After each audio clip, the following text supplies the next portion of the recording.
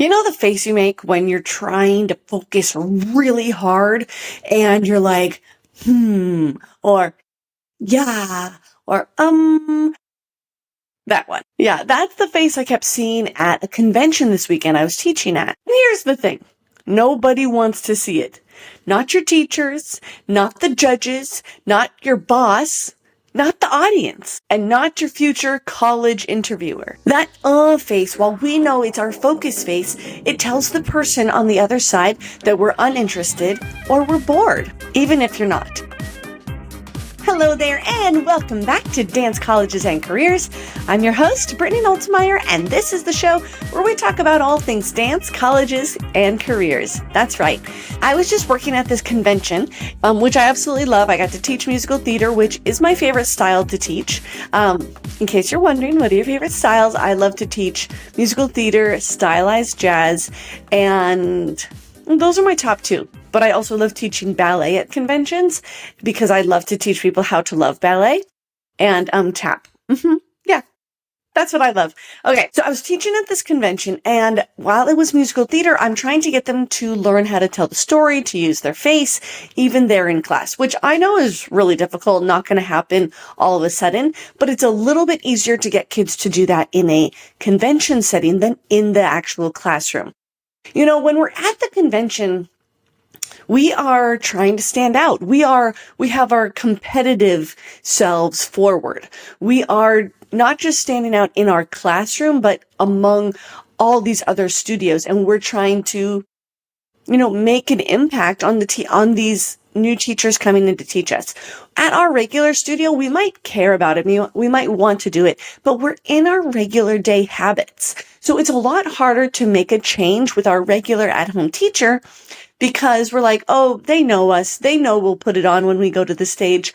I don't want to do this with my classmates. I'm too embarrassed in front of them.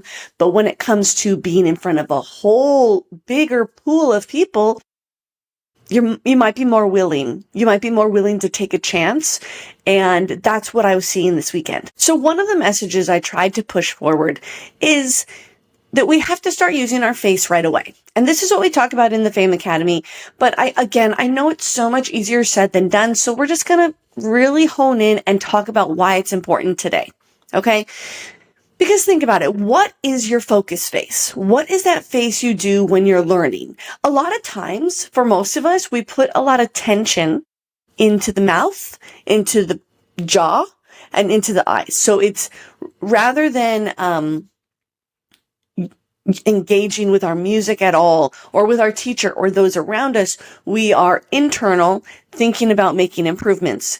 And this is all very good. This is very good, but expression wise, if you're working on improving your expression, it's kind of counterintuitive. And so what I'm trying to get you to do is not go to every class with the biggest smile in the world, not going across the floor like this, cheesy as can be, because you're like, well, that's embarrassing. Yeah, it is, because that's overdoing it. But what I'm trying to get you to do is make just a little teeny tiny change in the way you take class. And what that is your focus face needs to relax. Yes, your focus face needs to relax. So if we are always looking at our teacher like this, it's the same thing as our body language. In my dance classes, and I hope in yours, we're not allowed, I've never been allowed to stand with my arms crossed because it's bad body language. If we're like this, it makes you look uninterested. It makes you look like you don't care, and it makes you look like you're bored. And I know that's not true, because again, you would not be listening to this podcast if any of that was true. But that is the perception of it. That is how we are seen from our teacher if we have this bad body language with the arms crossed and the focus face. We're going to call it the focus face or the face. Yes, like UHHHHHH. Okay. So even though this might just be comfortable to rest our arms here, or it's comfortable to rest our hands on our hips, but it's not perceived well. And that's why it's not allowed in dance class. And that's another reason why I love dance, why I love dance for you, why I loved it for me, because that lesson alone is so important. When somebody's talking to you, you don't stand back looking at them with your arms crossed, because it's rude. That's what dance is teaching us. Yes, that body language in dance class is rude. It's rude elsewhere too. Nobody likes to see that. Again, not meaning that you actually are being rude or standoffish, but that's how it's perceived.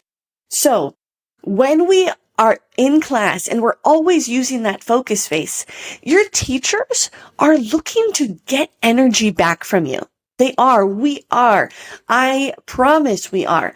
Because we want you to learn. We want you to have fun. We want you to get better. We want you to become more intelligent. We want you to become more respectful. Yes, this is our goal for you.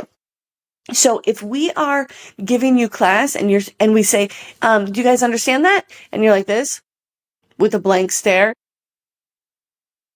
We're not mind readers. Yeah, we're not mind readers. And so I don't mean to go the whole other spectrum where it's like, yeah, and we are rude and loud and the teacher has to continuously tell you to stop talking, but just a little tiny interaction, by telling the teacher where you're at. There have been many times when students have been embarrassed. I don't want to say we need to do it again because I have no idea what I'm doing. But so if I'll turn around and be like, does that make sense? Or do we need to do it again? People could give me like a thumbs down and like a shake head of the no, like, no, please. And that's, funny, that's a human reaction and I can sympathize with that. I'm like, oh, we're struggling. Let's go back and do it again so that we don't have to struggle. And maybe the whole class isn't struggling. Maybe just that one student is, but they're the one who spoke up. They're the one who spoke up. So I'm happy to help them because they're like, when they give me that thumbs down and the shake of the head, no, that means help me. Help me. I need help. Yeah. And I am happy to do that because that's what we're there for. We're the teacher. So that's one thing is that your focus face is how you communicate to your teacher. If you are always stoic and you never do anything, we're just mind reading. And then I know that we're probably working on our technique, but it's holding you back in your expression. Okay.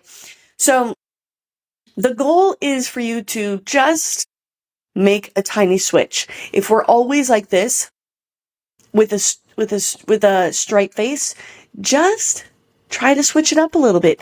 Start to recognize what your expression is doing while you're thinking, while your teacher is talking, while they're giving you a combination. When they turn around and say, you understand that, then it's your chance to go, soft smile and a shake of the head. Yes. Yeah. That's all it takes. And that right there is a shift of expression from here to acknowledgement. And that's helpful for your teacher. It is. This weekend, while I was teaching at the convention, I came in with lesson 1 saying, I want you to use your expression today because we know how important that is. So if I'm starting a combination saying, I want to see your expression, and you're in class trying to stand out, what do you think is the one thing you should be trying to do?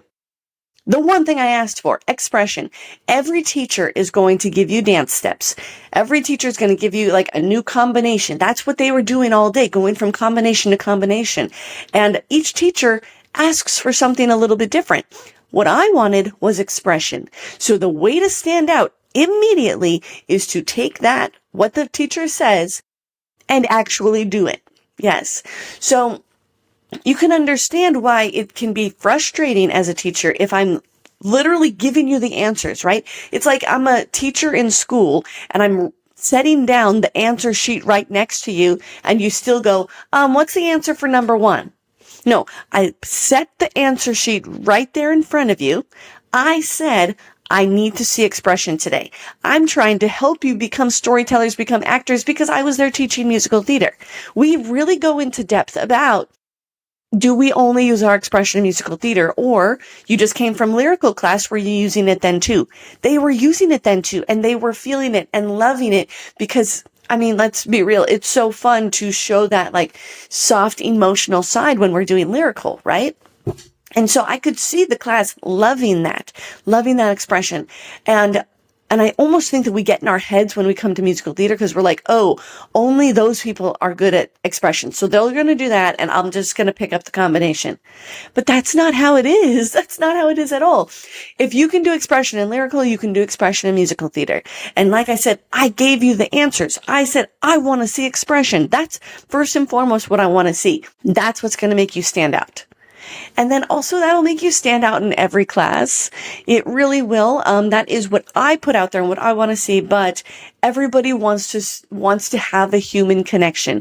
If I look out at you and I smile at you and you smile back at me, that makes me feel good. That makes me feel good. And then I'll say, what's your name? And then now our human connection has gone one step deeper. And then if you say, Samantha, I'm like, what? Come on, I'm trying to get to know you. You know, like, this is not the time to be shy. Tell me your name, Samantha. Oh, great.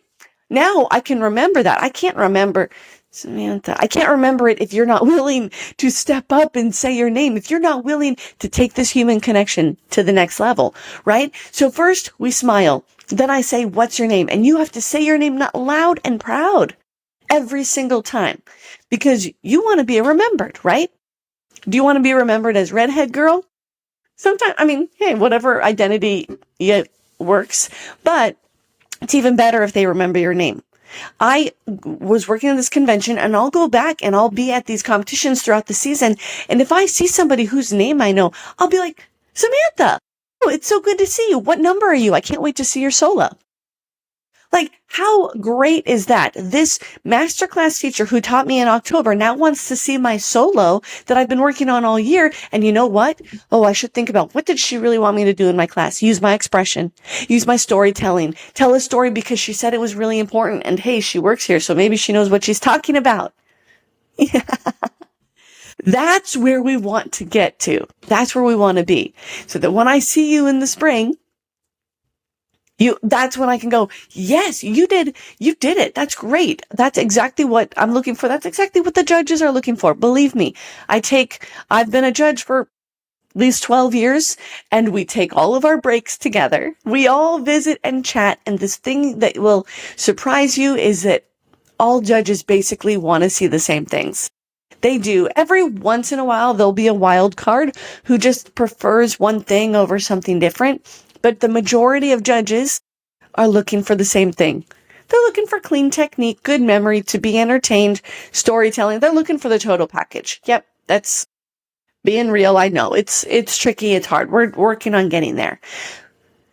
But the first step on getting there is to fix your face, to fix your focus face, and to learn where your attention is when you're learning and to put it into your core rather than into your jaw.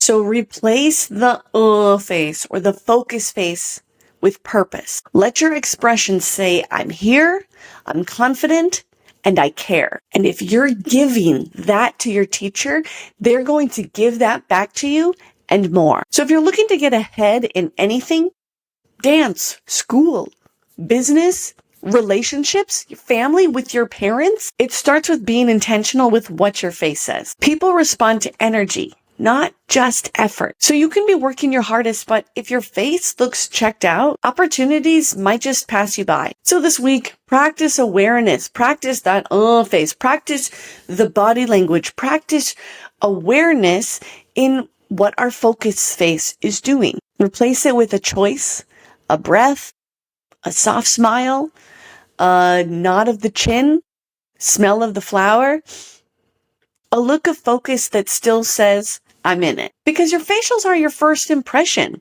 on the stage and in real life. If your dancer is struggling with expression and trying to overcome that fear of starting to use their expression, we have our boot camp, the Expression Lab, the Fame Academy. I encourage you to go check that out and I'll help them replace their face or their focus face with something that will actually help them get ahead.